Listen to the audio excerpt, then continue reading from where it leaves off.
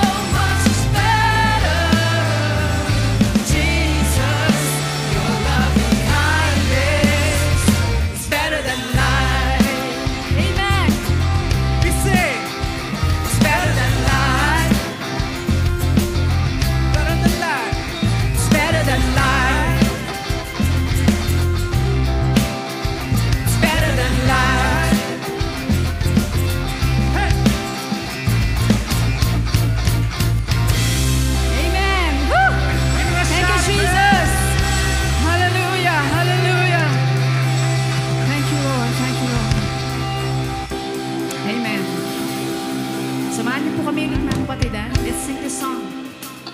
Amen.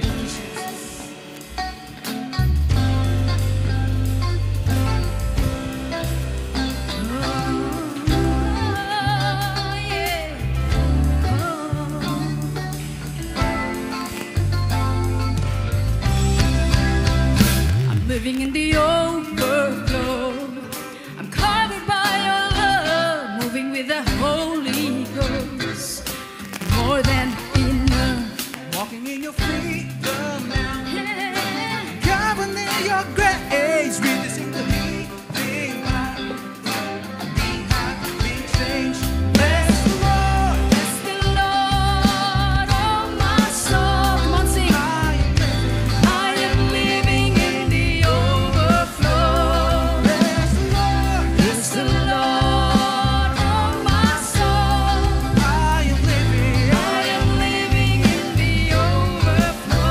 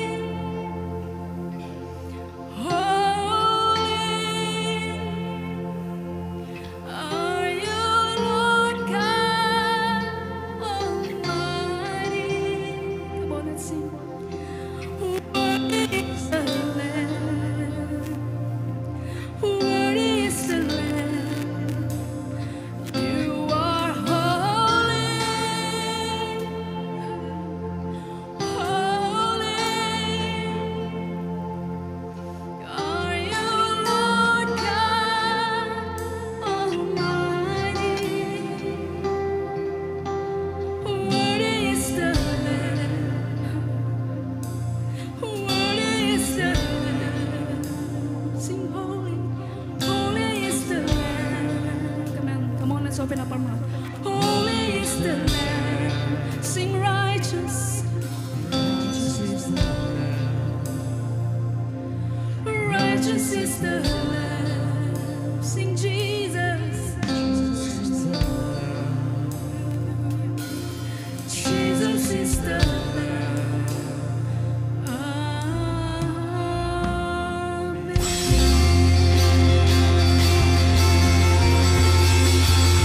Hallelujah, hallelujah. Worthy are you, Lord. Hallelujah. Thank you, Jesus. Thank you, Jesus. Bigyan natin ng magandang palakpakan pa Panginoon. Isa pa sa umaga nito. It's worthy, it's worthy, it's worthy.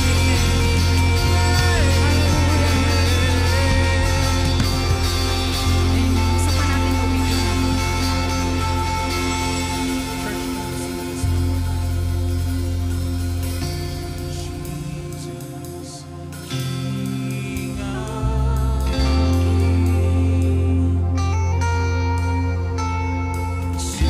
Jesus, majesty.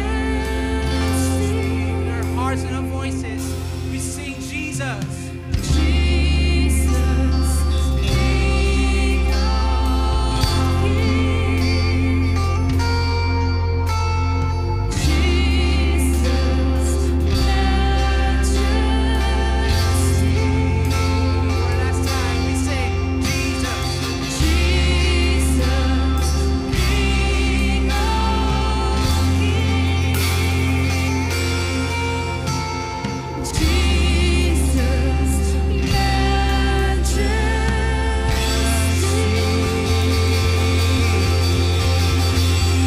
Amen. Thank you, Jesus. Glory, glory to your name.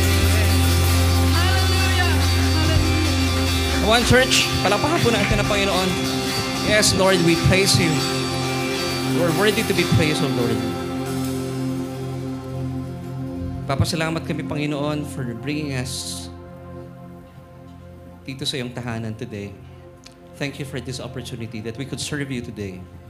Salamat, Panginoon, sa aming pag-aawitan na kung saan, Panginoon, pwede namin ibuhos sa aming kagalakan at pasasalamat. Dahil kulang po ang mga salita at pangungusap para amin pong ihayag ang iyong kabutihan at ang iyong biyaya sa aming mga buhay. So church, once again, pwede po natin buksan ating mga labi at sambitin na ating pasasalamat sa Diyos because Abba is so worthy to be praised. Siya po ay marapat lamang na papurihan, lalo tigit sa mga panahon po ito. Nasasaksihan po natin, nararanasan natin ang ating mundo ay papadilim ng papadilim. Pero naroon po patuloy, nagliliwanag ang pagdaligtas sa atin ng Panginoong Diyos. So church, once again, can we sing this song? At habang inaawit po natin ito, hayaan po natin ating mga puso na magsalita ng pasasalamat at mag-usal ng papuri sa Panginoon.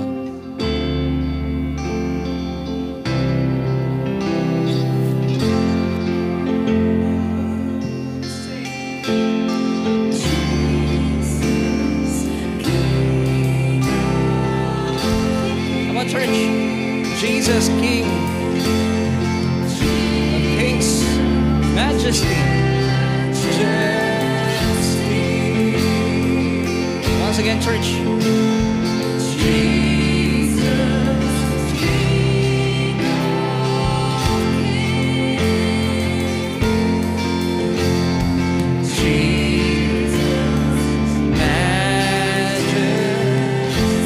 One last time, church.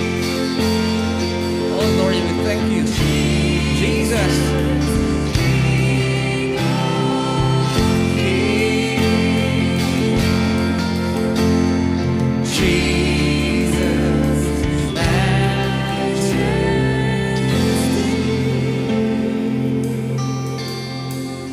Sa oras po ito ating isasagawa at aalalahanin ng mga kamanghamanghang ginawa ng Diyos sa atin. For God so loved the church, He gave His only begotten Son, that whoever believes in Him, in His Son Jesus, will never perish and will have an everlasting life. Hawakan po natin ang ating mga tinapay para po sa mga kasama natin who's watching online. Ito po ay ay sagisag ng katawan ng ating Panginoong Hesukristo.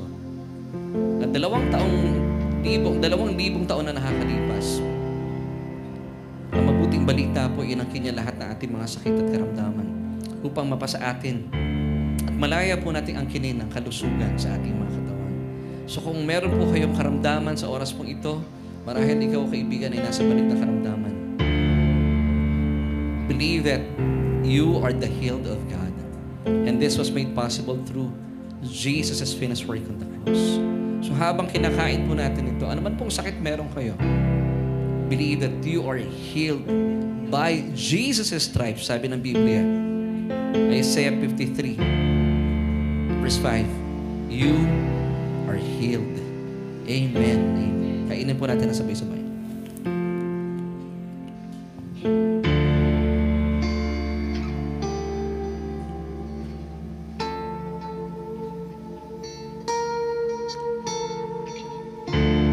Hawakan po natin ang ating mga asawa. Ito po ay sagisag ng dugo ng ating Panginoon na nabubuo sa krus ng Kalbaryo. At ang sabi po ng Panginoong Jesus mismo in Matthew 26 verse 28, "For this is my blood of the new covenant which is shed for many for the remission of sins." Napakalinaw po ng sinasabi ng talatang ito. Na every time we receive this cup, you are to remember that your sins have been forgiven completely, church. Hindi po natin inaalala ang ating mga kasalanan. Bagkus inaalala po natin ang ating kapatawaran na inilagak na sa atin ng Diyos sa pamamagitan ng kanyang bugtong na anak na si Kristo. And this is the gospel, church. This is the main clause of the new covenant, that you are completely forgiven forevermore. Kaya may karapatan po tayong magdiwang at marapat pong papurihan ng ating Diyos. Alamin po natin ang sabay-sabay. Let's pray. Aba, nag-uumapa po aming puso sa pasasalamat because Lord, you have did something awesome at the cross. Thank you, Lord. Na hindi lamang po kami pinatawad sa aming mga kasalanan, because pinagaling pa sa aming mga sakit at karamdaman. Kaya marapat kang papurihan at pasalamatan. So lamang po ang lahat ng aming mga papuri, pagsamba, pasasalamat sa pangalan ni Jesus. Lahat po tayo magsabi, Amen. Amen.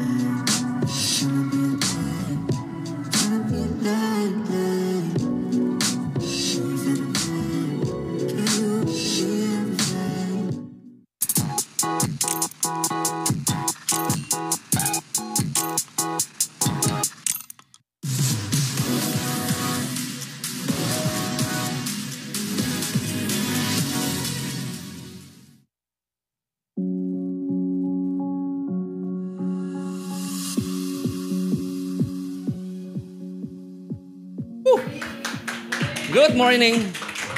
Yay! Good morning. Are you blessed today? Amen? Talaga?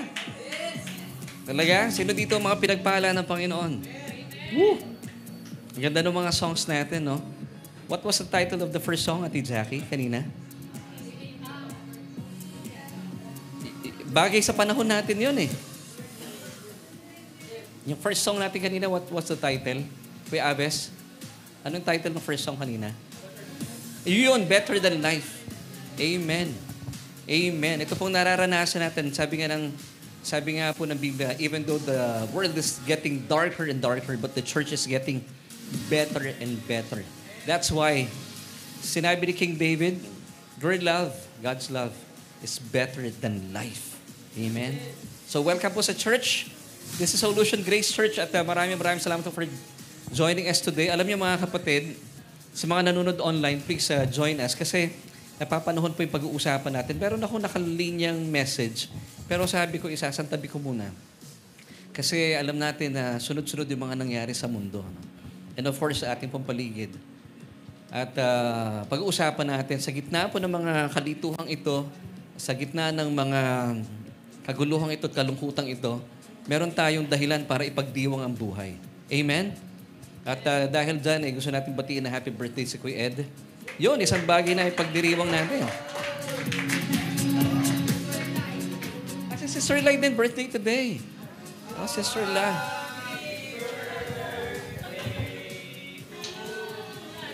Darating ba si Sister Lai today? Let's pray. Lord, pinipipray namin si Sister Lai.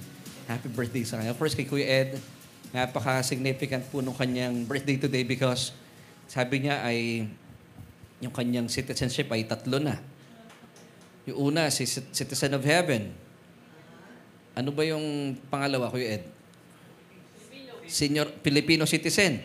Tapos, senior citizen. Tapos, darating ang panahon niya, magkakaroon ka ng apostolic ministry. Later on yun. Later on pa yan.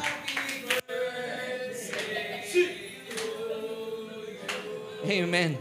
So, sino pa nag-birthday? Si Jobs, ano? Katatapos lang. Oo nga, tapos na. Tapos na. At salamat sa Panginoon sa mga pagkakataong ito na meron tayong mga isa-celebrate. And today, it's a day of celebration even though hindi lang ang Pilipinas ang nahaharap sa madilim na panahon.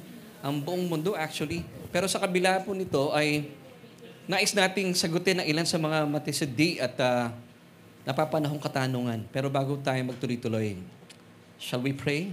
Tayo po muna ay dumako sa panalangin. Aba, we thank you once again.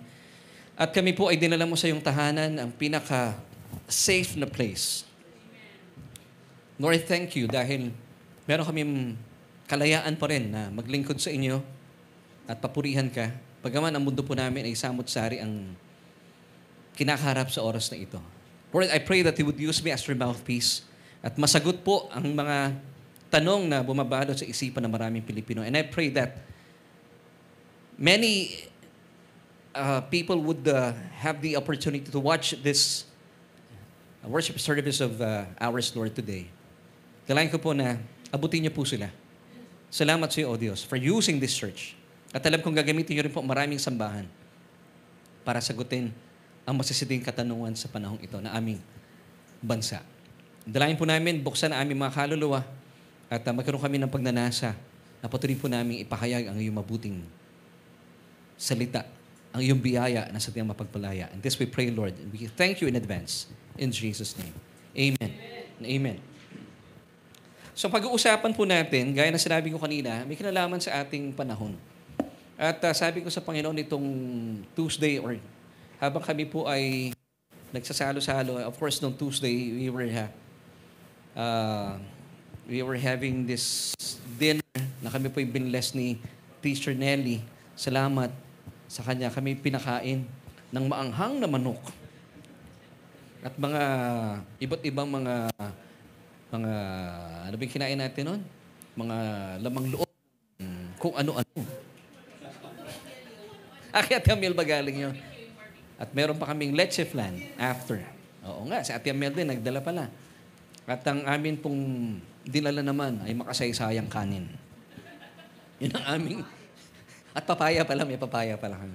At salamat sa Panginoon, sinamahan kami ni Teacher Nelly sa ating Bible study online. And then, habang papatapos na po yung Bible study online, I was praying. Sabi ko, Lord, give me a message on Sunday. Although nakaatado na yung message eh. Kasi ina-advance ko po talaga every month para sunod-sunod yung ating topic. But sabi ko, Lord, gusto ko samantalahin ng pagkakataong ito and I want people to see how good you are talaga. Kasi marami mga tao sa ngayon, lumalayo sila sa Diyos. Hindi nila sabi ng tuwiran that God is good all the time and all the time God is good. Pangkaraniwan, kita na lang yun eh. Pero nawawala yung conviction. Pero kapag alam po natin na tayo po ay meron tayong matibay na ebidensya, meron tayong mga resibo, ika nga, that's the word for this week, ano? Uso yung salitang resibo. Eh talaga masasabi natin at di lang natin kakantahin that God is good and all the time, God is good. Kasi, mga kapatid, importante po na naintindihan natin talaga yung mensahe ng Ebanghelyo. And that's why the Lord gave me this message na sa diyang napapanahon at binigyan ko po ito ng titulo na Why Does God Allow Evil in This World? Why does God allow evil in this world? Actually, meron na ako dito mga kapatid. Dito wala pa. So, bakit po kayo hinahayaan ng Diyos ang kasamaan sa mundo? And of course, ang ating question for today is this. If God is good, why so many people suffer? Bakit? Kung sinasabi na maraming sambahan at mananampalataya kung mabait ang Diyos, bakit hinahayaan niya magdusa ang mga tao ng lubos? Uy, may rhyme yan, ha? Bakit? Kung mabait ang Diyos, bakit hinahayaan niya magdusa ang mga tao ng lubos? Napatanong na po ba kayo sa katanungang ito? If God is good, at ito po ipapatunayan natin today that really God is good. Now, the question is, why so many people suffer? Sino po dito napatanong ng ganun? At marahil kayo po itinanong na. Di ba? Napapatanong tayo with what is happening sa ating mundo. At sa araw pong ito, alamin din natin, yung mga nangyayari itong sa mundong ito ba ay kagustuhan ng Diyos? Ito ba ay nasa likod nito ay Diyos? Kasi pag hindi po nasagot ito, ayon sa salita ng Diyos, ito po ay nagiging sanhi, ang tao po ay lumayo sa Diyos. Napapansin nyo, even po sa panahon natin ngayon, na medyo mahirap mag-invite ng tao sa church.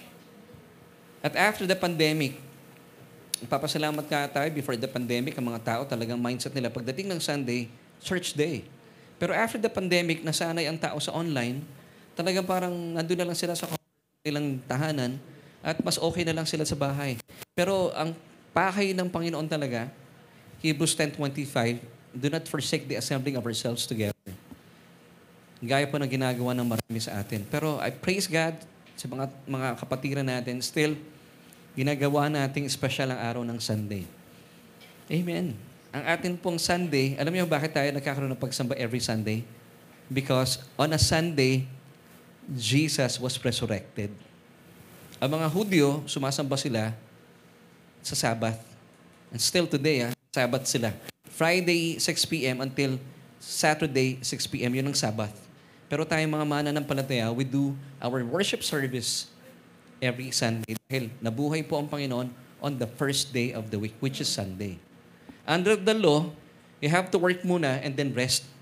Pero under grace, you have to rest first for you to be able to work. Ang ganda ng sistema ng Diyos. Gusto ng Panginoon, magpahinga muna tayo. At kapag nakagather tayo ng lakas habang namamahinga, pakikinig sa salita ng Panginoon, tayo po'y makakarap sa araw ng Lunes. Pansinin niyo, pag hindi kayo nagsimba ng Sunday, di ba parang ang hirap pumasok ng Lunes, pagod. Pero pangkaraniwan ang sinasabi ng maraming tao, Lord, Sunday naman, pagod na ako ng Monday to Friday o Sabado. Alam ko naman, naintindihan mo, pahinga muna ako ng linggo, ha? Naintindihan naman kayo talaga ng Panginoon. Kaya lang, sayang naman yung benefits natin na makapakinig at makarating sa tahanan ng Diyos. So God wants you first to rest in His Word, and then pagdating ng Lunes, and so on and so forth, makakapagtrabaho tayo ng may kagalahan. Amen? Bigla kayo tumahimik. May nasabi ba ako masama? Amen? Parang hina, no? Amen. Amen? Amen. So once again, ito po yung topic natin for this day. Binigyan akong title na Why Does God Allow Evil in This World? At sinusugan ko po ng question na, if God is good, why so many people suffer?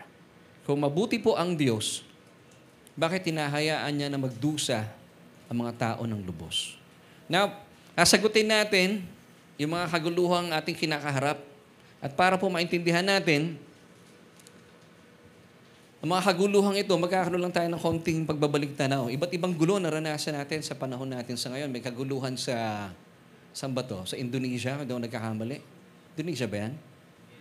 Meron din sa Nepal. Napanood niyo po ba?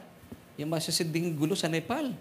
Nakita ko yung, kung di ako nagkakamali, yung ba yung asawa ng Prime Minister? Sinunog ng buhay. At meron pa doon mga pinagsusuntok, yung mga, sabi nila, mga corrupt government officials. Nakita niyo yung isang finance officer na tumalon sa tubig, hinabol siya at sinasaktan siya. Grabe. And then, may gulo rin po sa France pala. Pinalita sa akin ni Aves. Meron din gulo sa Israel. At yung Hamas, of course, hindi pa rin natatapos. At ito ay nakarating hanggang Qatar. Kaya galit ang Qatar sa Israel. And of course, naranasan din po ang itong ano ba yung specific day no na isang political figure at isang kapatid sa Panginoon ay nabaril. Dito yung tama. Kung kilala niyo si Charlie Kirk, sinusundan ko siya eh. Kailangan po mapanood niyo yung buo niyang programa. Huwag yung mga clips lang. Medyo ano yun eh. Misleading eh. Although ako naman personally, hindi ko pinapaniwala lahat ng gusto niya, pero I honor him because he was so bold about his faith. Yun ang gusto ko sa kanya. And mahal niya talaga ang kanyang bansa. And of course, hindi po natin may aalis ang kaguluhan sa Pilipinas. Itong mga nakalipas na araw concerning the flood or the ghost project. Hindi lang pala mga projects ang ghost, marami rin po mga government officials ang ghost na rin. May mga ghost senators, ghost congressman. May ganun na rin. But anong nangyayari? Bakit? Why does God allow evil in this world? So alamin natin. So para makilala natin ang Panginoon, ito po yung layunin ko.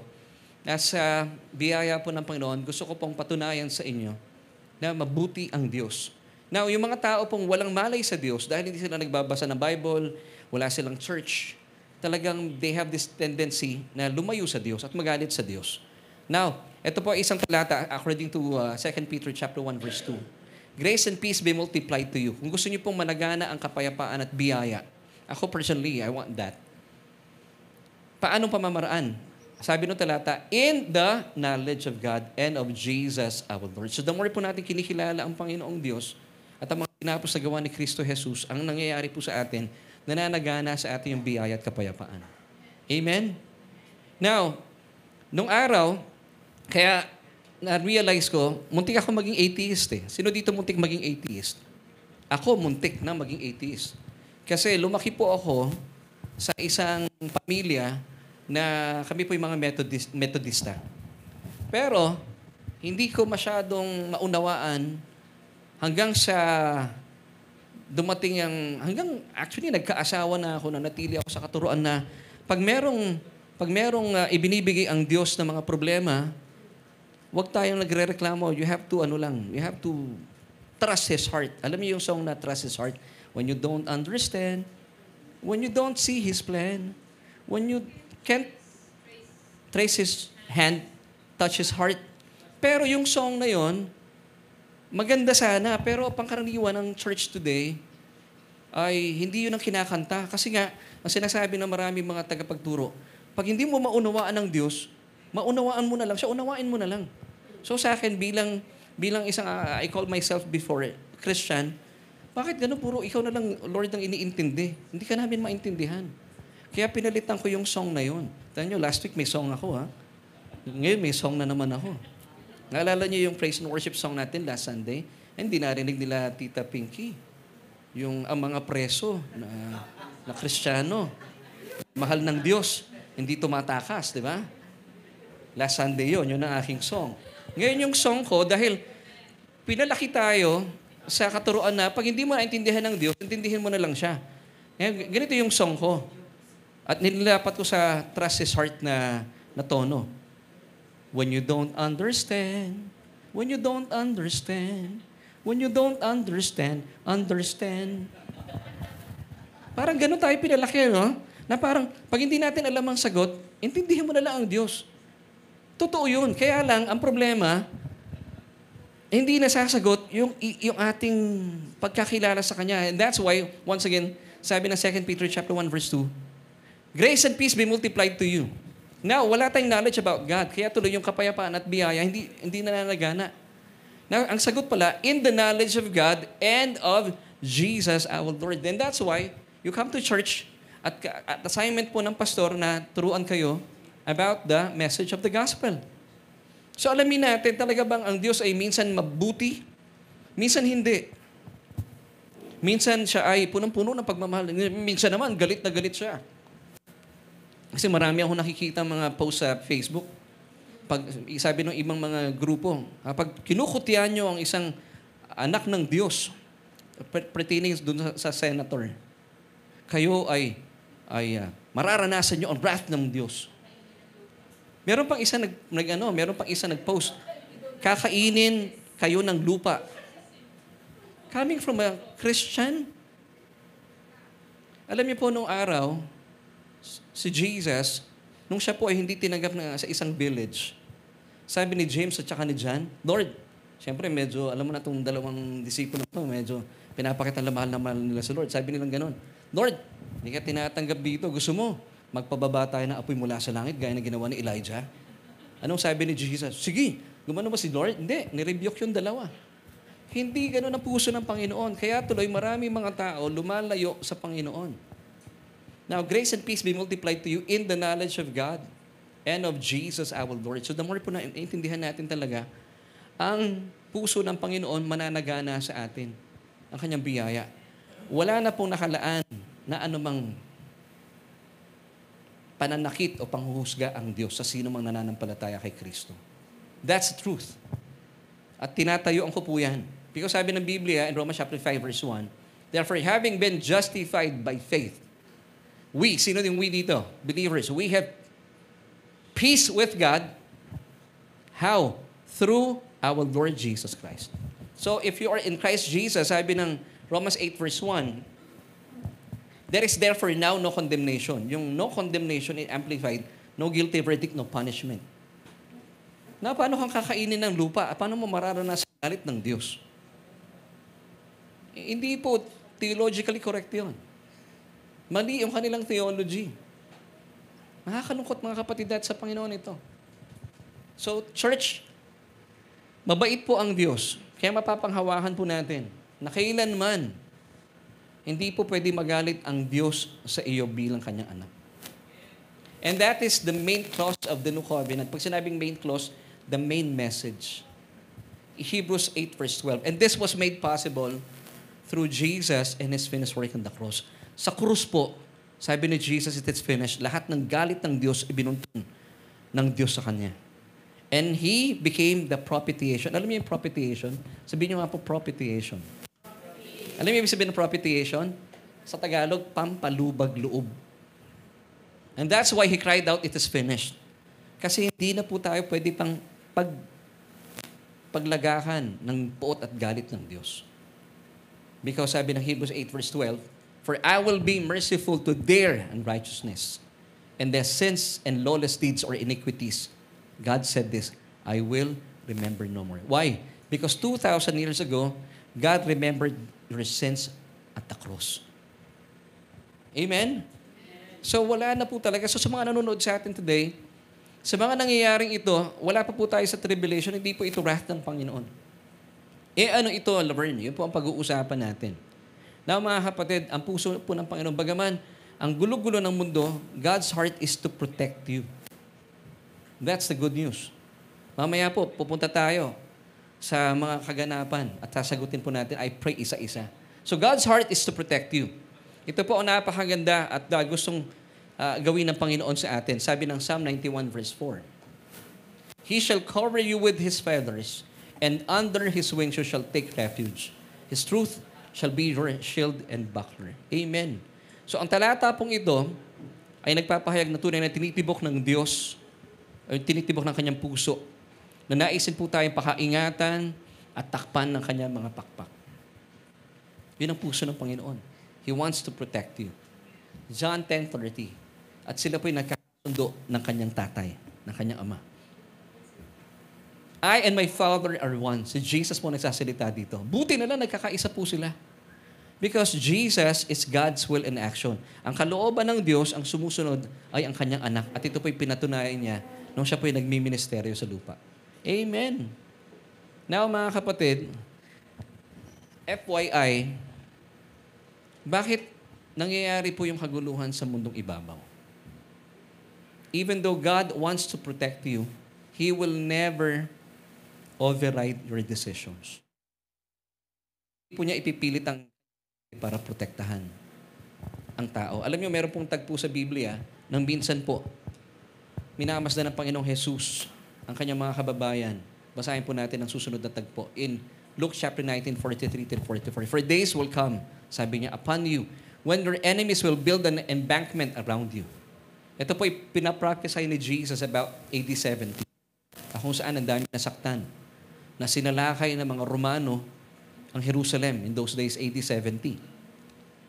Surround you and close you on every side, verse 44, and level you and your children within you to the ground, and they will not leave you one stone upon another because you did not know the time of your visitation. Hindi po nila tinanggap ang Panginoong Jesus bilang kanilang Mesaya. And until this day, yung mga Hudyo po, patuloy po nilang nire-reject si Yesu Kristo. At hindi nila siya kinikilala bilang Mesaya at tagapagligtas ng Israel. Matthew, ito po yung parallel verse ng Luke 19. 23 verse 37. Sabi ni Jesus habang minamasdan niya ang kanyang mga kababayan, O Jerusalem, Jerusalem, the one who kills the prophets and stones those who are sent to her. How often I wanted to gather your children together, as a hen gathered her chicks under her wings, but you were not willing. Sa Tagalog, Jerusalem, Jerusalem, pinapatay mo ang mga propeta at binabato ang mga sinugo sa iyo. Ilang ulit kong sinikap na kupkapin ang iyong mga anak. See? God wants to protect them. Pero sabi dito ng Panginoon, gaya ng pag-aaruga ng isang inahin sa kanyang mga sisiw. Paano bang inaaruga ng inahin ng kanyang sisiw? Nilalagay niya sa ilalim ng kanyang pakpak, di po ba? Wala kang makikitang sisiw. Pero sabi dito ng Panginoon, hindi niya magawa iyon. Bagaman gustong-gusto niya, sapagkat ayaw ninyo.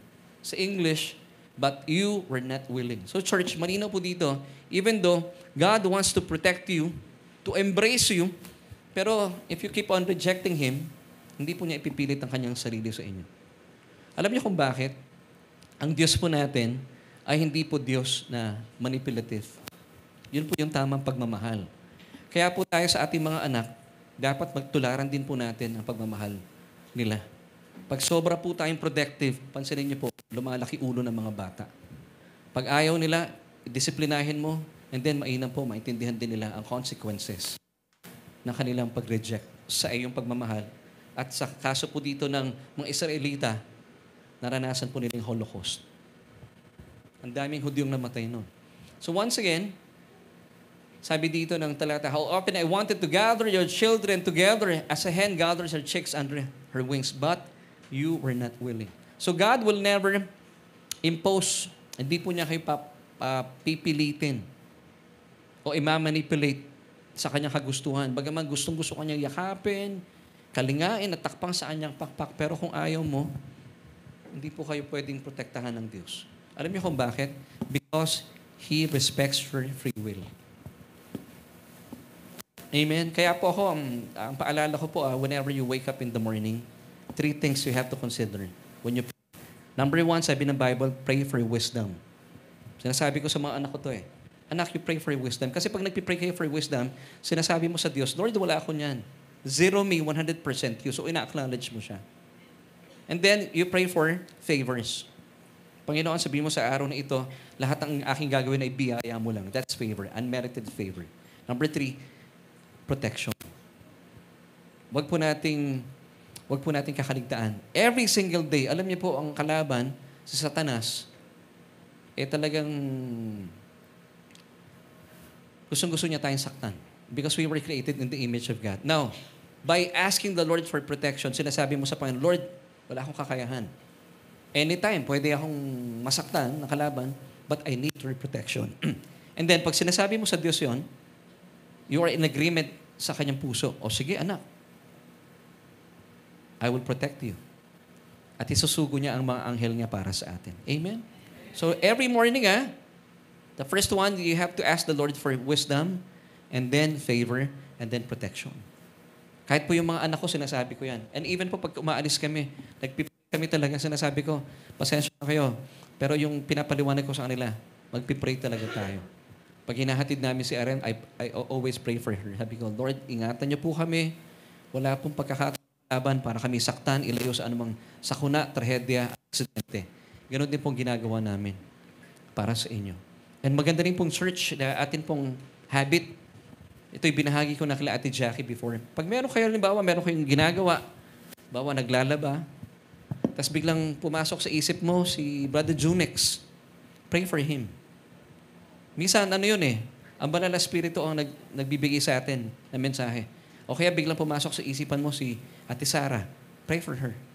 Ginagawa po namin sa inyo yun. Magaya nung nakaraan, naisip ko bigla si Kuya Ed, pinag-pray ko siya, Lord, sana makatikim kami ng handaan niya. Pinag-pray ko siya. Pinag-pray ko talaga. Pumasok bigla sa isip ko eh.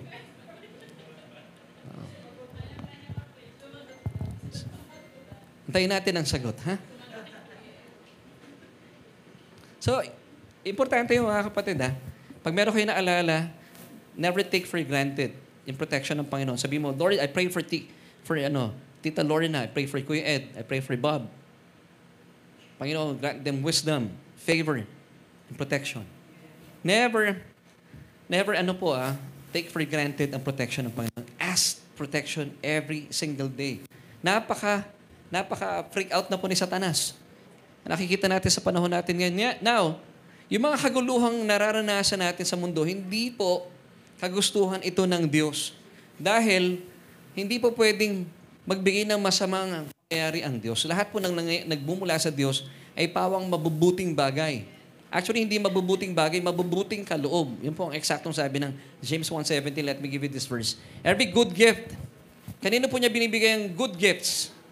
Sa mga unbelievers. Totoo yun. Ang sa atin, perfect gifts. Siyempre, iba yung sa atin. Kaya sabi ng Bible, every good gifts, ganun kabuti ang Diyos. Even po yung mga taong nire-reject siya, pero still, He's providing them good gifts. Pero church, itong good news. And every perfect gifts sa atin yun is from above and comes down from the Father of lights with whom there is no variation or shadow of turning. Amen. So, wala pong naisin ng Diyos na makasasama para sa inyo. You have to believe this. Kasi marami nagsasabi, hindi, hinayaan ng Diyos sa mga masasamang pangyari para naman sa ikabubuti. Hindi po pwede. Eh, paano yung Romans 8:28? All things work together for your good. Yes, I believe that. Pero hindi po galing sa Diyos sa masasamang bagay. Gagamitin niya yon kasi meron ka na nagawang mali. Pero yung maling yon, gagamitin niya para sa iyong ikabubuti.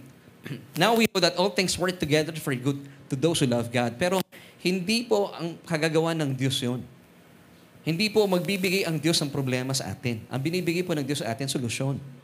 Now, kapag nasadla kayo sa kaguluhan, gagamitin ng Diyos ang masamang pangyayari na kayo po may kagagawan para sa ating ikabubuti. Ganon kabuti ang Diyos. Hindi ka kukondenahin ng Diyos. Nung natagpuan po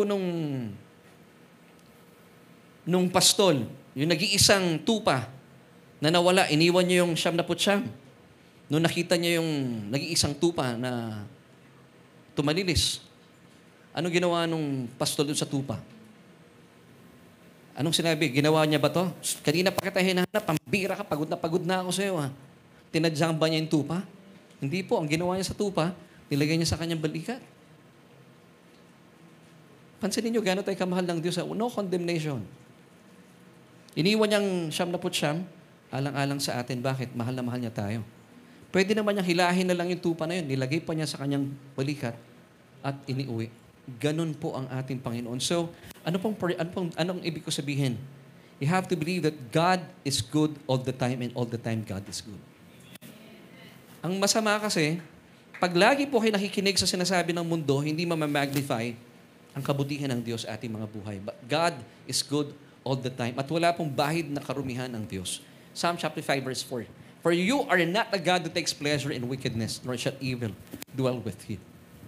Wala pong kabuktutan na tayo matatagpuan sa Diyos. Dahil ayaw po niya ng kabuktutan. Ayaw niya ng kasamaan. Amen, church? Amen. Now, balikan ko yung kaninang sinasabi ko. Even though God wants to protect you, pero if you keep on refusing His protection, hindi niya po pwedeng ipilit sa inyo yun because ang Diyos po natin hindi siya manipulative na Diyos. Still, magbibigay po siya sa atin ng mga recommendations. I mean, choices to choose from. Pero magbibigay siya ng kanyang personal preference. Kabuti ng Diyos. Amen. Gusto ko po tanggalin sa ating isipan, hindi. Bahala ang Diyos kung gusto niya mangyari yan. Kasi pangkaraniwan, maraming mananampalataya po sa ngayon nakakalungkot, hindi na nagpipray. Alam niyo kung bakit? Sinasabi nila, kung ano naman ang gusto ng Diyos, bahala siya. Hindi po. You pray. Sabi ni Jesus, God knows, your Father knows what you need. So therefore, pray. Di ba? Nung sinabi ng mga disipulo, Lord, teach us how to pray. Ano sabi ni Jesus? Your Father. Hindi niya sinabing, you're God, your Father. So tinuturuan niya ang kanyang mga disipulo to pray to your Father. Di ba doon yung tinuro yung Our Father who art in heaven. And then Jesus said, your Father knows what you need. So therefore, do not pray. Yun bang sabi ng Panginoon? No. So therefore, pray. So alam ng Diyos ang ating pangangailangan, pero gusto ng Panginoon marinig mula sa atin. Masarap yun sa pandinig ng Panginoon. So you pray. Panginoon, I pray for a love life. Bigyan niyo po ako ng kasin. Tahan. Ay, may tinamaan ba? May tinamaan. Why not? Say to the Lord. Di ba? Maglambing tayo sa Panginoon. He loves it. Ganun kabuti ang Diyos. Hindi mo sasabihin sa Panginoon, Lord, kasi alam mo naman ang kailangan ko, bahala ka na. Hindi po. You pray. Lord, I believe you know what's best for me. And I agree with you, Lord. Sa kalooban mo, mananampalataya ako. Sa panahon po namin sa ngayon, alam niyo po, hindi po lingid sa inyo, na nakalipas na mga pag-ulan, yung aming pong tahanan ay talaga nakikita na po namin ang kalawakan. Naghahanap kami ng malilipatan. And still, kami po ay nag-iipon. Kasi di ba pag lumipat ka, hindi naman pwedeng pupuntahan mo yung may-ari ng bahay, I am the righteousness of God in Christ Jesus. Hindi pwede. Sabi niya, 2 months advance, 1 month deposit. So sabi ko, Lord, alam ko you will provide for us. At unti-unti po, kami po ay tinuturuan ng Diyos na nakakapag-ipon. At malapit na po kaming makakita na aming magandang tahanan. I believe that. Pero for now, medyo may konti pa kami pagtitiis. Pero naniniwala po kami sa pag-iipon na ito. Maganda po ang tatahakin namin. We believe that. Purihin ang Panginoon. Amen? So, the Lord knows, or the Father actually, sabi ni Jesus, knows what you need. So therefore, pray. Mag-pray po kayo. Now, still, ang kabutihan po ng Panginoon, He will never override your decisions. He will give you choices to choose from. Deuteronomy 30 verse 19. I call heaven and earth as witnesses today that I have set before you life and death. So may pagpipilian. Blessing and cursing. Now sabi ng Panginoon dito, bahala ka pumili pero may recommendation ako. Therefore choose life. Bakit? That both you and your descendants may live. Kaya po ayaw ng Diyos na tayo po yung nagkakasala. May mga repercussions. Pero marami po mga kababayan natin sa ngayon, at hindi naman po lingid ang balita, mga tiga-DPWH, ang nasasangkot sa mabibigat na problema at pwede po silang makulong because of plunder, because pinili po nila yung hindi tuwid na daan. Now, they have to face the consequences. Hindi naman pwede hindi sila makulong. Ang tawag po ng Diyos ay justice. Marami pong hindi nakukulong sa ngayon. Ang problema, ang nararanasan natin, justice. Hindi pwedeng ganon.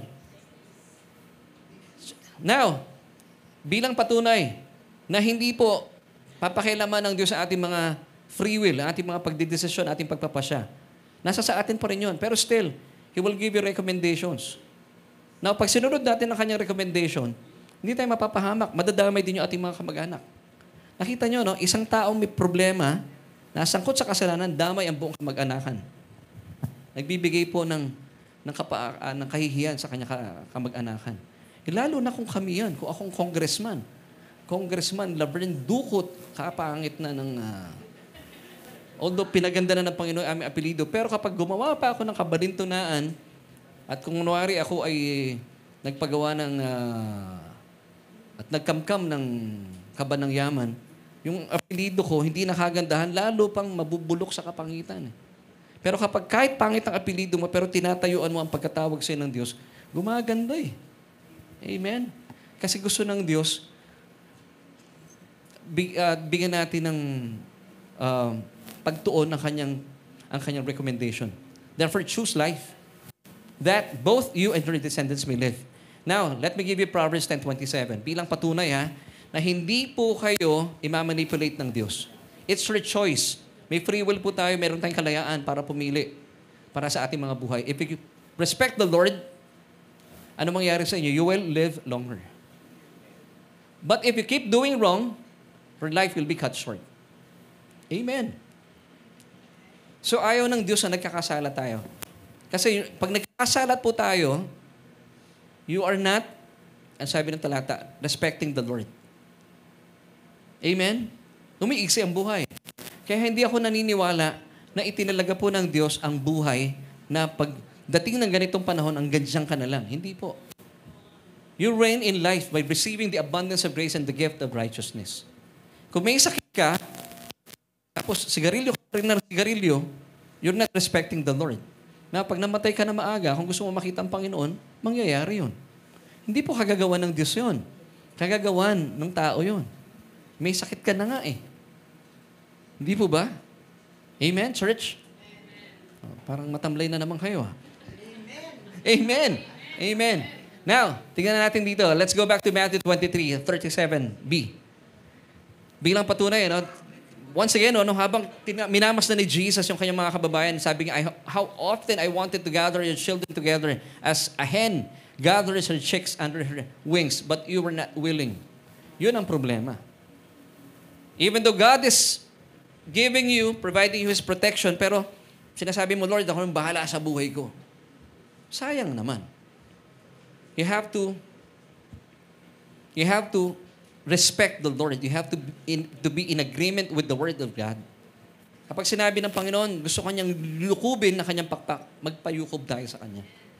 At ito po ang pangako ng Diyos sa atin. Psalm 91, verses 2-3. I will say of the Lord, maganda to, pag bago kayo lumabas ng tahanan, He is my refuge and my fortress. My God, in Him I will trust. Surely, He shall deliver you from the snare of the fowler and from the perilous pestilence.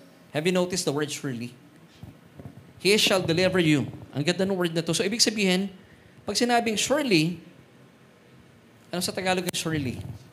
Sigurado. Ano pa? Tiyak. Bakit ganun, Laverne? May kilala ako. Mananampalataya. Mukhang hindi nakaligtas sa sniper. Ito yung tanong na maraming mananampalataya sa gusto ko pong sagutin. By the grace of God. Ito yung problema eh. Ang dami ko nabasa, 3 articles kahapon that meron daw nagtanong sa kanyang anak niya, sabi daw nung isang nabasa kong article, Dad, yung bang referring to Mr. Charlie Kirk, pinatay ba siya ni Jesus? Sabi nung tatay, that's a good question and also a hard question to answer. Sabi ng article. Hindi niya masagot. Now, anong sagot po dito? Ako personally, nalulungkot ako. Alam mo, meron siyang 3-year-old na lalaki, hindi ako nagkakamali, no? At babae, 5. Napakabata. At si Charlie Kirk ay 31 years old. Although napaka-bold niya, ako personally, although magkaiba po tayo ng klima sa Amerika at saka sa Pilipinas. Pero ako personally, sabi ko nga kanina, I may not agree with some of his beliefs, pero I honor him sa kanyang boldness, sa kanyang faith sa Panginoon. Ako personally, ayoko ng debate. Although ang purpose niya sa Amerika, sabi niya sa mga kabataan doon, para maiwasan ang pagwawalaan ninyo, mag-debate na lang tayo. Yun ang kanyang principle. Para ilabas sa inyo mga nararamdaman. Pero napanood ko kahapon, ang dami mga interviews na mga college students na tinatanong sila, ano masasabi mo sa kamatayan ni Charlie Kirk? That's good. Nasabi ng ibang mga kabataan. Tapos meron pang sumagot, someone has to do it. Lungkot. Mga kabataan po ito. Ganon sila kapupusok. Galit sila. Now for me, nanghihinayang ako for him. Because ang dami po niyang naabot, sa totoo lang, ang tindi ng ministeryo ng kapatid na ito. Kasi sinusundan ko siya eh. At talagang hindi mawawala sa kanyang bibig ang pangalan ng Panginoong Hesukristo. at yung kanyang paniniwala sa gospel.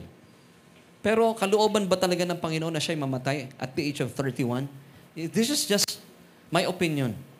I personally believe na hindi po yun ang kalooban ng Panginoon sa kanya. Una, pero siya mga anak. Pero siya asawa. Hindi ko alam kung tama yung aking nabalitaan. Buntis pa yata yung asawa niya. Ewan ko kung totoo yun.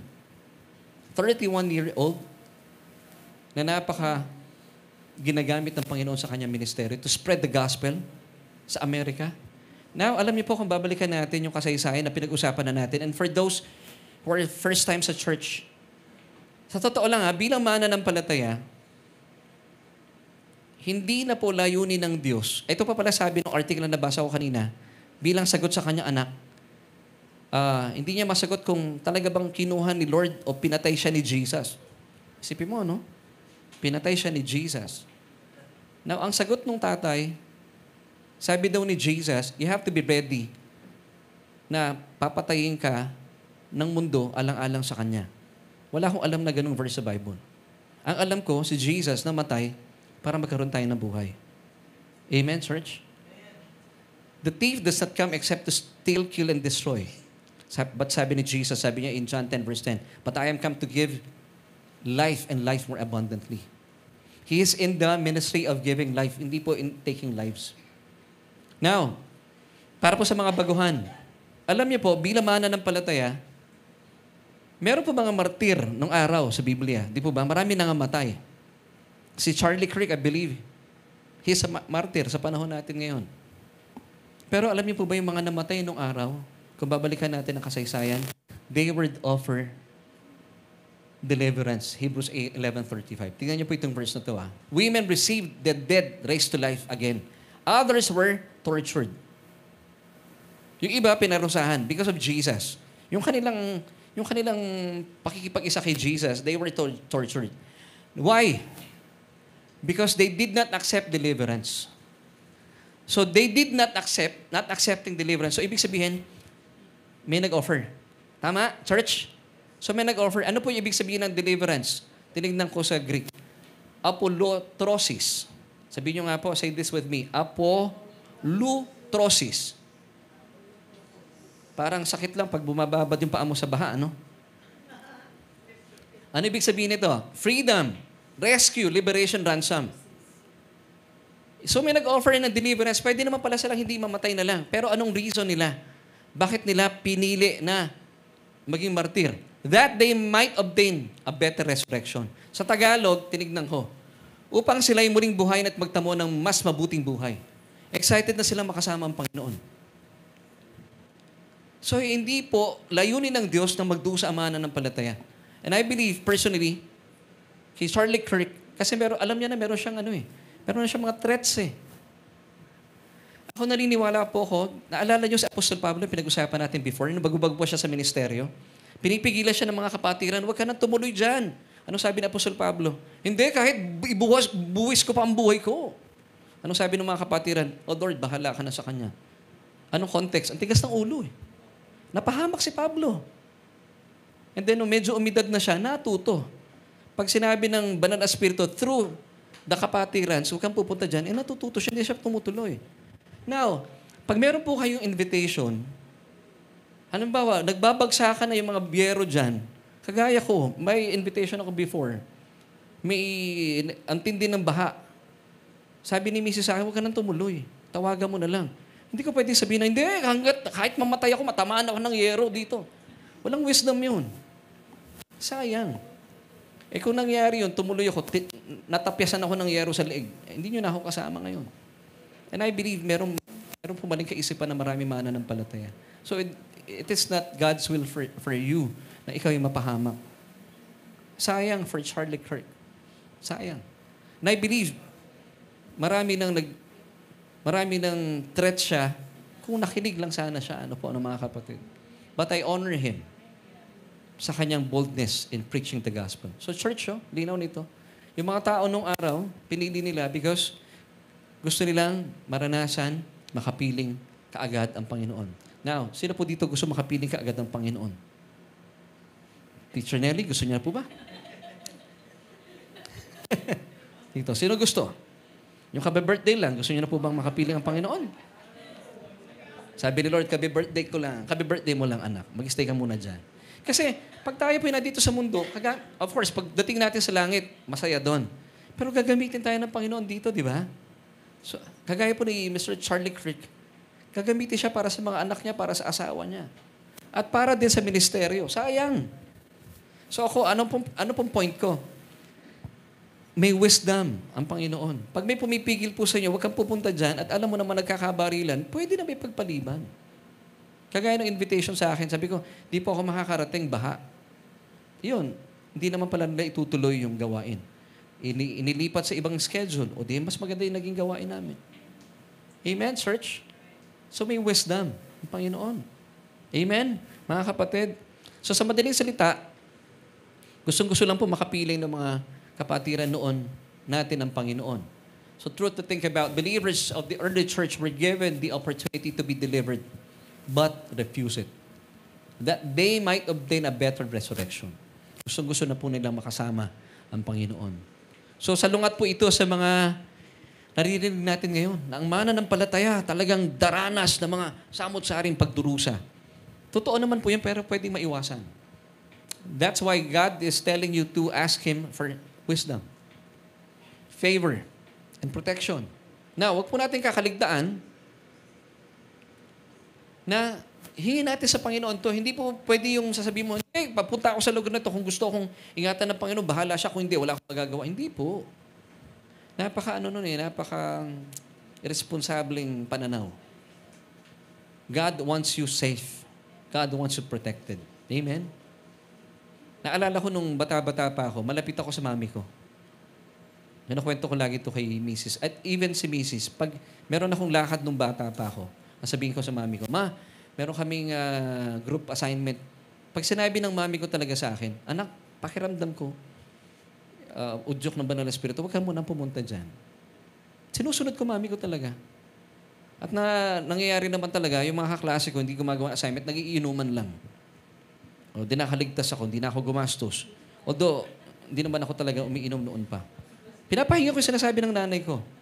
One time, pinagbawalan ng mami ko, daddy ko, na huwag siyang sasakay doon sa motor nung kanyang kasama sa office. Alam mo naman tatay ko, gaya ko eh. Yes, dear. Sumusunod din. Alam mo, sumakay yung kapatid ng tatay ko.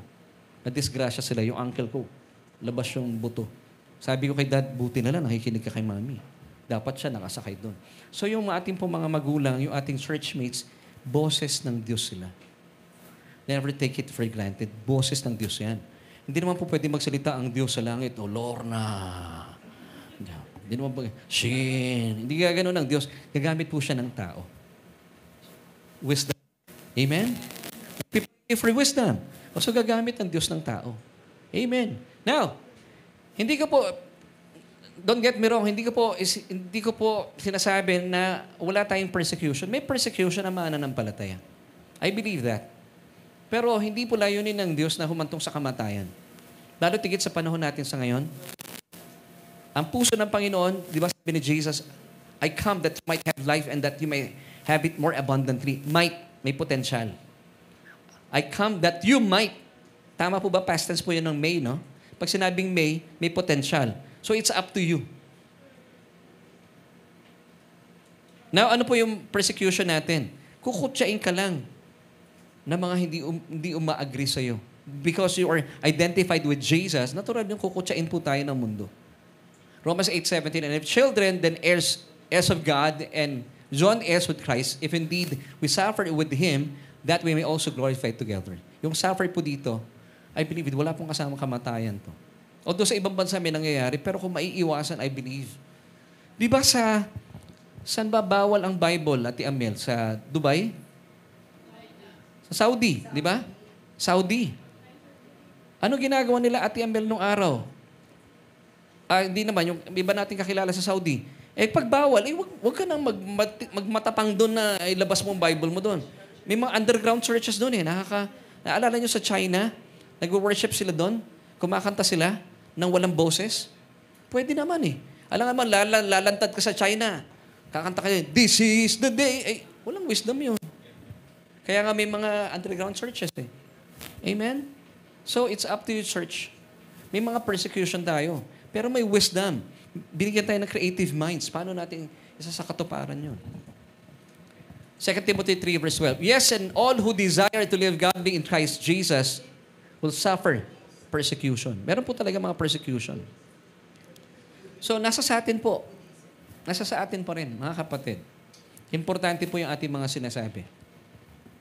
So, I believe sa mundo po natin ito, bilang mga mananampalataya, napaka-timely ng ating theme.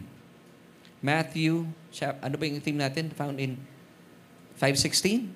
Let your light so shine before men na magningas po ang ating ilaw. Amen? Napakagulo po na ating mundo. Paano po gagamitin ng Diyos yung ating mga ilaw sa ating mga pagsasalita? Death and life are in the power of the tongue, and those who love it will eat its fruit. Nag-share nga kami ni Teacher Nelly last Tuesday. Sabi ko, napangyarihan po na ating mga dila. Speak life sa inyong mga buhay. Amen and amen. Speak life. Amen. Now, so yung mga nararanasan natin, bagaman ang dami natin nababalitaan, speak life to your situation. Kasi this is how the spirit of faith operates. Let me give it po mga verses. Therefore, take no thought saying, para po mabuo po yung mga bagay-bagay. Kung meron po kayong mga bagay na ayaw mangyari, huwag nyo nang sabihin. Bite your tongue. Bite your tongue. Amen, church? 2 Corinthians 4:13, and since we have the same spirit of faith, according to what is written, I believed, and therefore I spoke. We also believe, and therefore speak. So ano po ang trabaho natin sa mundong ito? Speak life. Ako po ay pray sa kinakarap po ng Pilipinas. Pinanonood ko kagabi yung yung documentary ng ABS-CBN, yung lubog sa corruption ba yun? Grabe pala talaga ang baha, Even sa Bae, sa Laguna, sa First District ng Quezon City, especially sa Bulacan. Grabe. Nakakaawa po yung ating mga kababayan. And even po dito sa atin, sa Las Piñas, nung araw, hindi natin nararanasan ng baha. Dito po sa Las Piñas, pag sabay-sabay tayo nag-toothbrush, bumabaha na. Yung mga kabayo, pag ginugulat ng mga kutsero, na jingle ng sabay-sabay, bumabaha na sa kalsada. Sa Las Piñas, hindi po nangyayari yun eh. Di po ba? Sila Tita Lorian, lalo na, tagal nyo na sa Las Piñas. Ngayon ko lang naranasan, kagaya nung last week, konting ulan lang, bahay na sa may Casimiro. Hindi nangyayari yun. Sabi ko, huwag po tayo sabay-sabay mag-toothbrush. Baka kaya bumabaha. Nakakalungkot. Now, mga kapatid, hindi po natin may pagkakaila na talagang ang mundo po natin sa ngayon ay papasama ng papasama. Now, dapat ba tayong magulat, church? Dapat hindi na.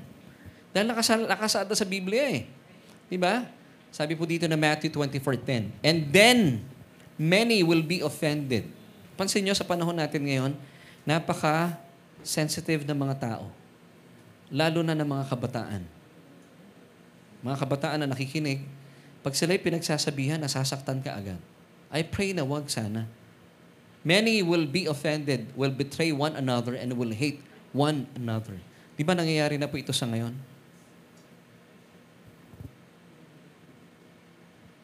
Ang many will hate one another. Nagagalit na ang mababang kapulungan sa mataas na kapulungan. Ngayon din naman ang mataas na kapulungan sa mababang kapulungan. Nag-aaway ang mga senador at mga congressman at ang congressman sa mga senador. Kamakailan lang po, nagkaroon po ng pagpapalit ng Pangulo ng Senado. Hindi ko alam kung totoo yung balita na nagbabadya po, magpapalit na naman yata ng Pangulo. Pero sabi ni Aves kanina, Daddy, fake news. Ang bilis, May mga kanya-kanya kasing personal na interest eh. Ito po'y pinapatotohanan sa atin ng 2 Timothy 3:1-5. But know this, that in the last days, nasa last days na po ba tayo, church? May mga nagsasabi na papaganda raw na papaganda ang mundo ay beg to differ. Because hindi po gumaganda ang mundo, papasama na papasama. But know this, that in the last days, perilous or dangerous times will come. Yung pong word na perilous ay dangerous. Synonym po yun. Times will come. So parehas po yung word na yun. Verse 2, for men will be lovers of themselves. Di ba? May pera na. Saka ba naman nakakita damit 96,000 pesos? Relos, 7 million. Relos ko, maganda. Mas maganda yung isa ko, plastic. Grabe. 7 million. Doon ko lang na-discover, may mas mahal pala sa Rolex, ano? Mas maganda yung mga relos natin, relax lang. May brand talagang relax eh, no? Mukhang Rolex eh. Relax. Yan, punong-puno ng kapayapaan. For men will be lovers of themselves, lovers of money. Di ba? Ang kinukurakot po ngayon ay hindi na millions. Naalala ko nung nag-minister po kami sa... Mami, saan tayo nag-minister noon? Doon sa mga kababaihan? Correctional. Nandun ako, nagkaroon ako ng pagkakataon to minister to them. I think twice. Nung panahong yon, nandun pa, hanggang ngayon yata nandun pa rin si Miss Janet Napoles. Sumisilip lang siya noon eh. I pray na nakapakinig siya ng salita ng Panginoon. Nandun siya noon eh.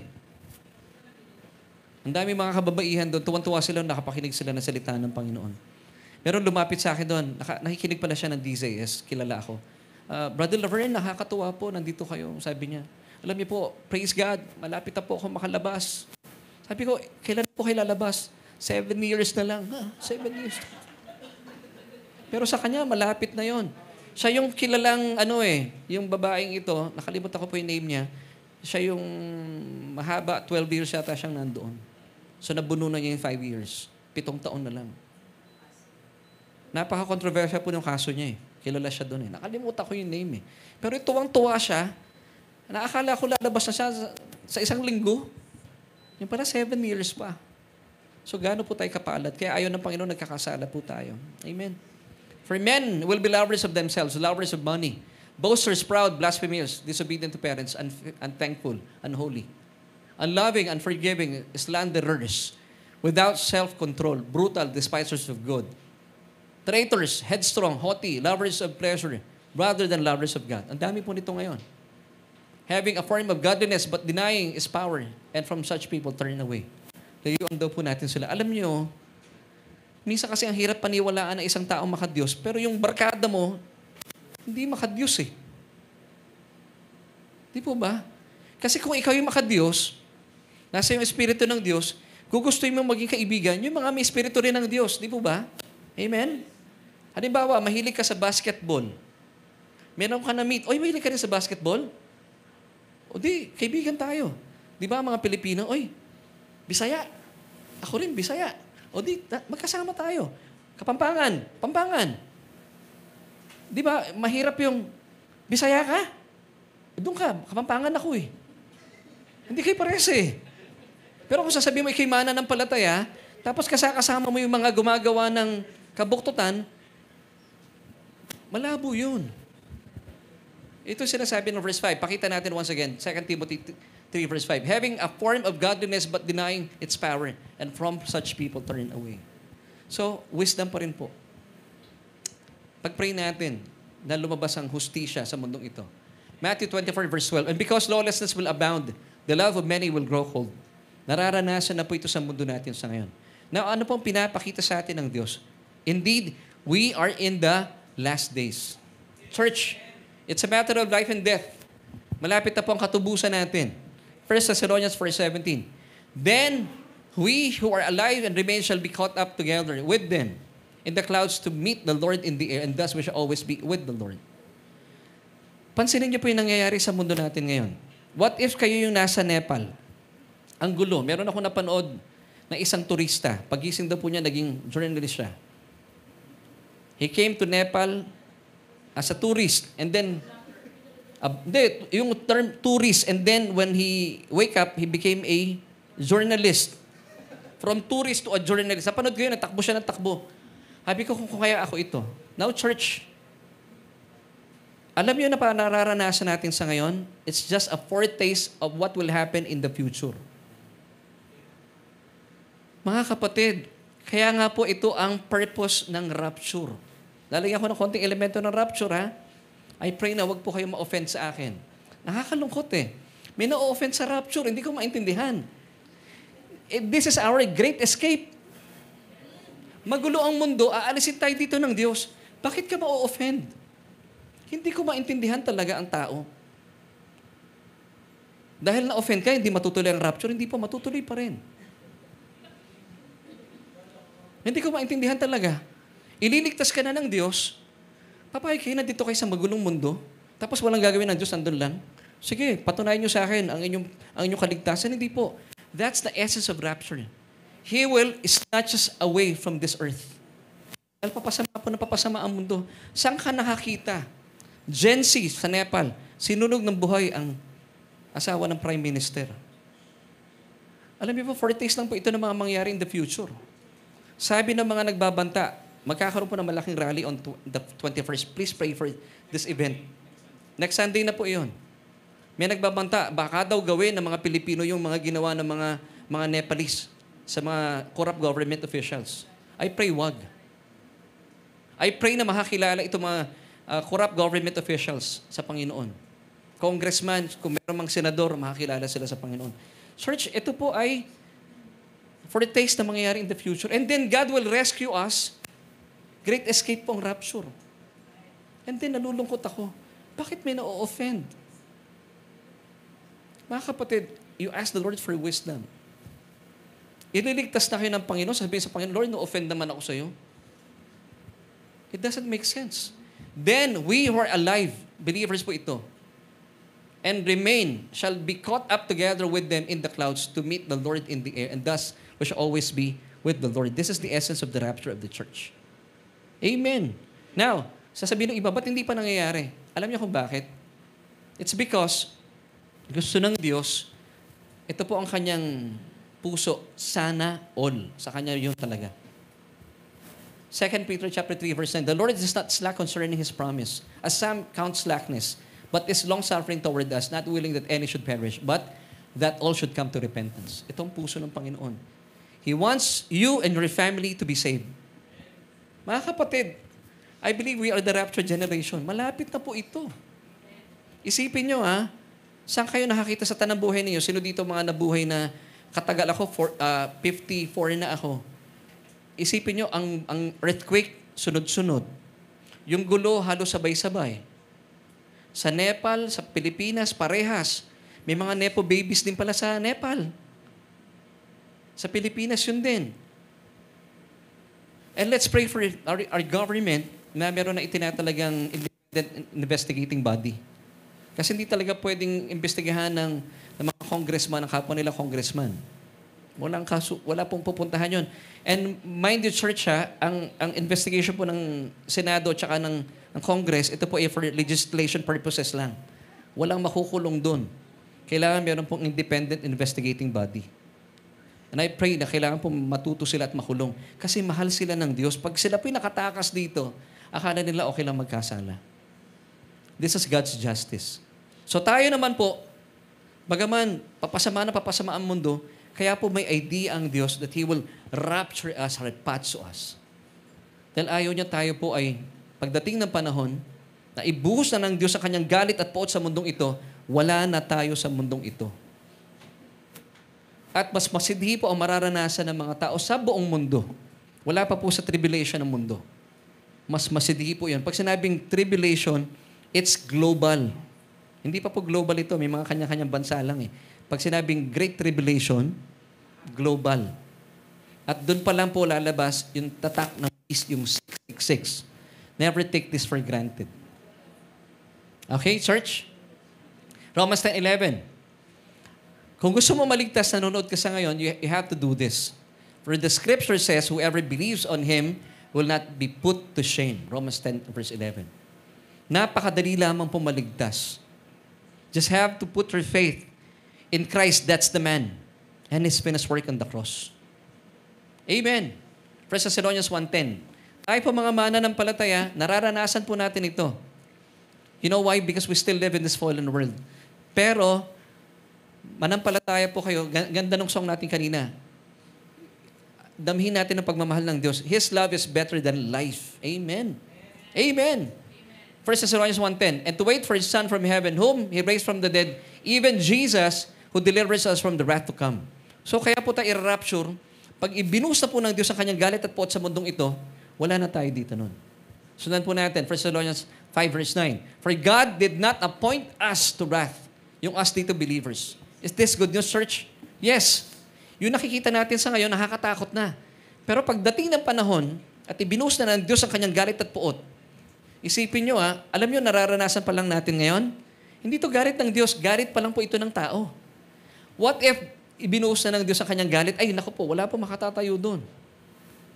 Sabi nga namin ni Kuya Makoy, sabi niya sa akin, Pastor, ang dami nagsasabi, pinaparusan tayo ng Diyos o pinapalo. Sabi ni Kuya Makoy, pag pinalo tayo ng Diyos, talsik tayo dyan. Pitik lang ng Diyos, tatalsik tayo. Palo pa kaya? Wala pa po tayo sa tribulation, church. Ang nararanasan ng mundo ngayon, galit ng tao sa isa't isa. Kaya po, ang sama-sama ng mundo. Pero pag ibinuhos na ng Diyos ang kanyang galit, wala po makatatayo. This is serious matter, church. So sa mga nangyayari pong ito, wala po sa likod dito ang Diyos. Ito po'y prophesied na. Foretaste of what will happen in the future. For God did not appoint us believers, His children, to wrath, but to obtain salvation through our Lord Jesus Christ. Amen. Na amen. So balik tayo sa question natin as we end.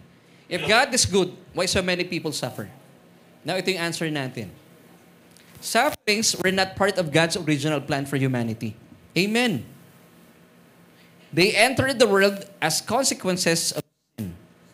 Amen. So bakit po natin nararanasan ito? It's because of Adam's sin. Romans chapter 5 verse 12. Therefore, just as through one man sin entered the world, and death through sin, and thus death spread to all men because all sin. So mga kapatid, kaya po natin nararanasan to kasi nandito pa rin tayo sa mundo eh. Pero darating ang panahon, aalisin tayo ng Diyos sa mundong ito. Bottom line, because He loves us so much. Ayaw niya tayo mapahamak. And ito po yung ating solution as we end. Ano po kailangan natin gawin? Para ipaalam sa tao na hindi po kagustuhan ng Diyos na mag-suffer ang tao.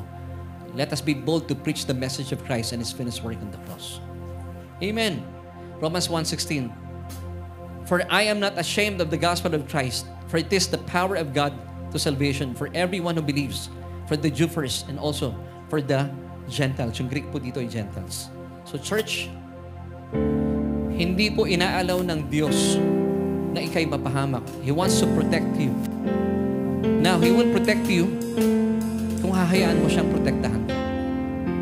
And before we sing, mula po sa panguna ng ating praise and worship team, I want to invite you, kapatid, o kababayan, na marahil first time niyo pong dumalo sa ating pagtitipon, sa ating pananambahan, at napapaisip ka, tinahayaan ng Diyos ang kabuktutan. Hindi po, ito po'y bunga ng kasalanan.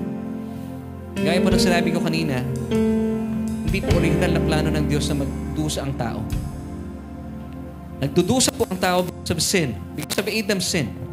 But praise God, 2,000 years ago, ibinigay na po niya ang kanyang bugtong na anak para magdusa on our behalf.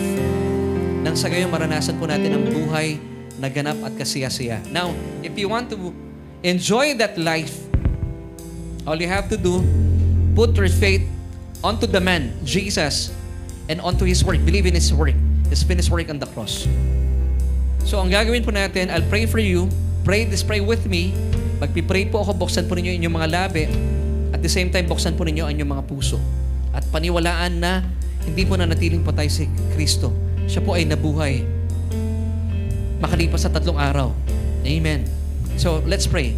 Sabihin niyo po ito, those who want to receive Christ as the Lord and personal Savior, sabihin niyo po ito mula sa inyong puso, O Diyos, kinikilala ko ang aking sarili, makasalanan at walang kakayahan para iligtas sa aking buhay. Kaya naman, Jesus, kinikilala kita at tinatanggap kita bilang aking Panginoon at tagapagligtas. Dahil naniniwala po ako na sa iyong kamatayan, winakasan ang aking kasalanan. Salamat po, O Diyos, dahil binuhay mo si Kristo, ang iyong anak, makalipas sa 3 araw, bilang patotoo at patunay na ako'y matuwid na sa harapan mo. Salamat po sa iyong kaloob na kaligtasan at salamat din po na ang aking pangalan ay nakasulat na sa aklat ng buhay. Amen at amen. Kaibigan, kung kayo po ay sumabay sa panalangin ito, welcome to the family of God. Mahal na mahal po kayo ng Diyos. Amen. So at mga kapatid, tayo po muna itumayo. At tayo po muna ipapangunahan ng ating praise and worship team as we sing a thanksgiving song to the Lord. Amen. Jesus, Majesty. Majesty. Amen. Jesus, King of Kings.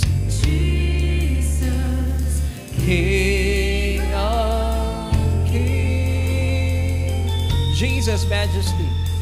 Jesus, Majesty.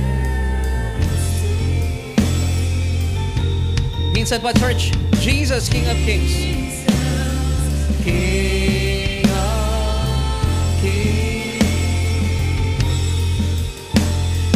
Jesus, Majesty.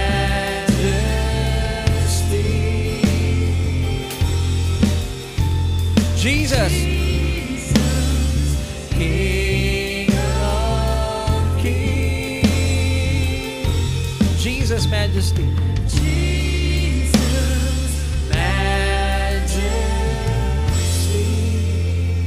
Church, doon sa song natin, napansin niyo doon yung King of Kings. Jesus is the King of, singular, King of Kings. Plural. Alam niyo sino yung plural doon? Sino yung kings? Tayo. Now, ibig sabihin, this is good news. Kahit po magulo ang mundo natin, by receiving every day, every moment, every hour, every second, God's abundant grace and His gift of righteousness, you reign in life. Not just in this life, in life. Kasi po sa mundo natin, naghahari ang kamatayan. Amen? Sabi ng iba, hindi mo alam, baka oras mo na mamaya. Pero sabi ng Biblia, you will reign in life. Maghahari ka sa buhay. Pag sinabing maghahari ka sa buhay, kung ano yung gusto mo, in line with the Word of God, it will happen. Si Apostol Pablo po, sabi niya sa mga taga-Thessalonica, meron akong dilema. Gusto ko nang umuwi sa Panginoon, which is far better. Pero hindi ko kayo maiwan dito. Anong tunog nun? Meron siyang kapangyarihan. Gusto niya umuwi sa Panginoon, pero ang dilema niya, hindi ko kayo maiwan, sabi niya sa mga taga-Thessalonica, kasi kailangan ko pa kayong turuan. But when Paul said this in 2 Timothy, sinabi niya kay Timoteo, I have fought the good fight. I have run the race. Keep the faith. Alam niyo po, ito na yung huling mga sinalita ni Apostol Pablo. He's reigning in life. Sabi niya, tapos na ako dito sa mundo. And then, doon na siya namatay. So, ibig sabihin, we reign in life. Now, ano pong gagamitin natin? Bilang mga hari ng ating hari, gamitin po natin ang ating mga dila to speak life into your situation.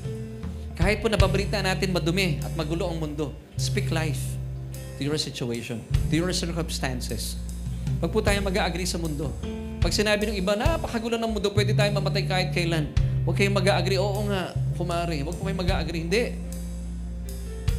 My God is my refuge and my strength. Amen. Amen, church? Kasi kailangan po natin mabuhay na mahaba. Magliliwanag pa po tayo sa madilim na mundong ito. Amen. So, church, dalangin ko po, bago tayo mag-pray sa ating pong kinakaharap na ito sa mundong ito, magsilbi po tayong ilaw. Patuloy po natin ipanalangin ang ating gobyerno, ating Pangulo especially, at ang mga kaganapan sa ating bansa.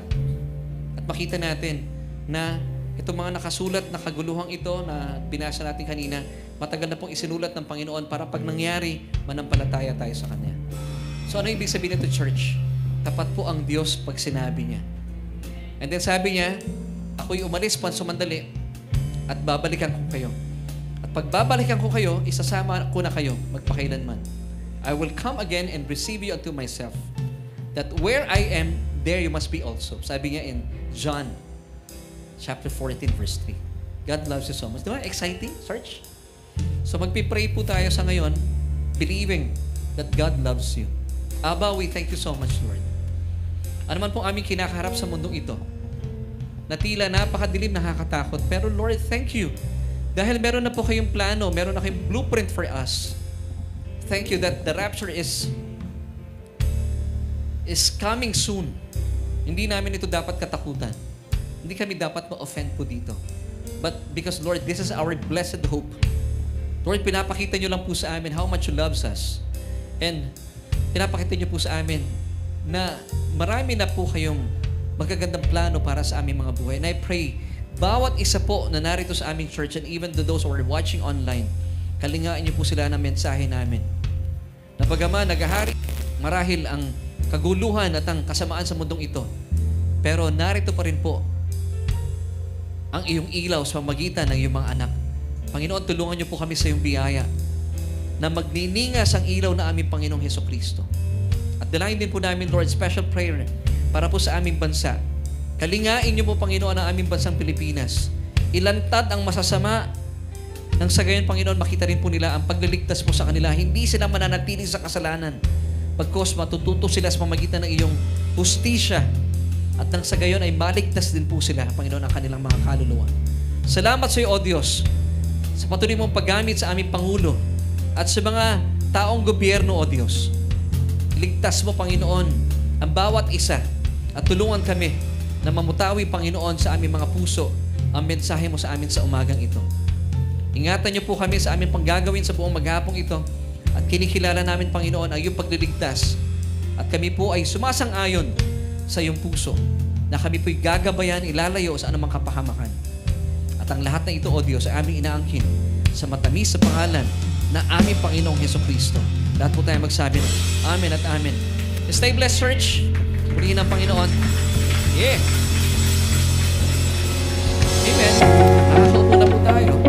And it's time to give. And of course, hindi lamang po tayo. Amen. Thank you, Lord, sa panibagong revelation na nakuha namin today. Naku, napakarami kong natutunan. Ikaw ba? Let us know in the chat box kung ano yung mga favorite takeaways mo, ano yung mga nagrema sa'yo from our message for today. Now, let us continue to honor and worship our Lord Jesus Christ by giving our tithes and love offering. But before that, let me remind you guys, na yung tithes ay para sa inyong home church. So, Pero kung kayo ay bago and you considered Solution Grace Church as your home church, here are the ways on how you can give your tithes and love offering. You can see it here on the screen on how you can give. Pwede nyo kunin ang aming account number, or kung nasa labas kayo ng Pilipinas, pwede nyo i-scan ang QR code ng aming bank account. Thank you for being a faithful tither and a generous giver.